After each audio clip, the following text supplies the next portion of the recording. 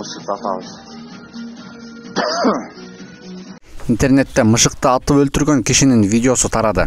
Көпчүлүктүн кыжырдануусун келтирген бул тасмадан 35-45 жаштар чамасындагы киши мылтык менен мышыкты атып жаткан учурун өзү видеого тарткан жана өзү сүйлөп мышыктын өлүп калганын билдирген. Бүгүн милиция ал кишини бардык аймактардан издеп жатканын айтып чыкты. Кыргызстанда жаныбарларга айоосуз же катаал иш-аракеттер менен өлтүрсө же кыйнаса кылмыш жоопкерчилиги каралган. Тактап айтканда акчалай айып салынат, 150 саатка чейин коомдук жумуштарга тартылат же 6 айга чейин камакка алынат. Жакында эле итти өлтүргөн адам кылмыш жоопкерчилигине тартылды.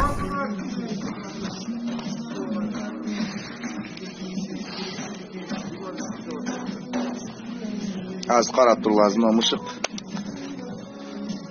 өлөт.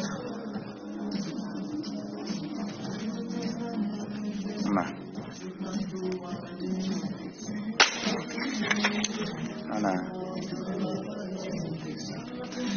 Mына мышык уже өлүп атат.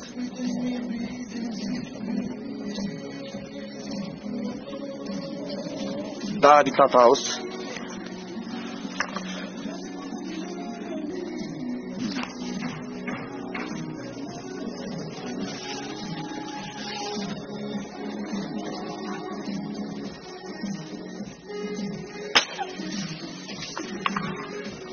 Мына өлдү мышык.